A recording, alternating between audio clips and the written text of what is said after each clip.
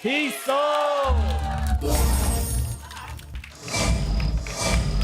Maganda to, ha?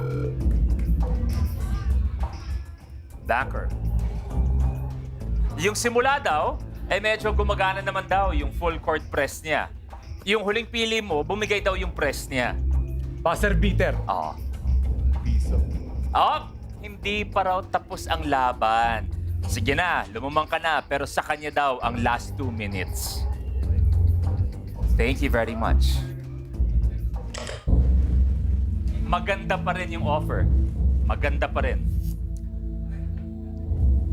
Banker's offer is maganda pa rin. 87,500 pesos. Not bad.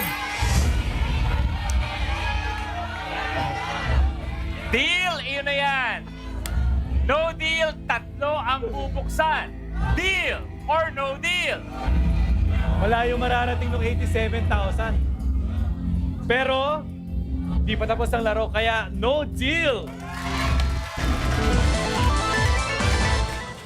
Okay, bago tayo tumuloy, may sinabi ka kanina, Megs, na ang swerte mo ay si Charlene at saka si Pepay. Si Charlene, naiintindihan ko pa. Pero, pwede bang hihingi na lang ako siguro ng konting rason. Lucky charm mo to? Lucky charm.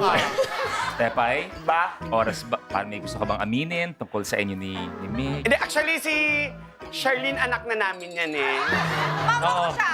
Wow. Baka naman yan. Medyo naghihiwalay lang kami kasi may mga gabi minsan na hindi siya umuwi. Kung ako man, hindi na ako uuwi pag ikaw uwi ko. Bakit hindi ka pa uuwi pa kita? Ito, sali ng sali to.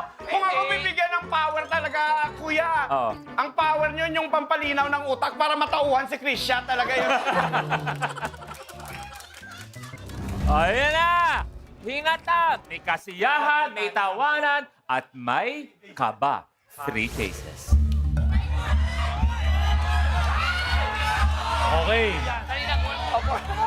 I choose briefcase number 20, si Shobe.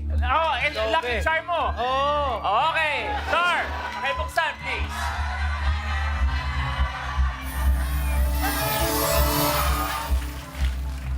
$5,000 tanggal. Para may napansin akong ginagawa mo, hindi mo tinitingnan yung mga briefcase agad-agad. Inaantay mo ang reaksyon ng mga tao. Kung pumapalakpak ba sila o nasistress sila. Oo. Okay. Parang ano ko yun? Way. May konting gulat. May konting gulat, oo. 2 cases. I choose briefcase number 7. Nako! Briefcase. Ano bahala? Maggie! Ako ayoko pa, ha? Pakibuksan! Ayoko pa. Big sabi ko sa'yo. I Want and Kapamilya Online Live, together forever tayo.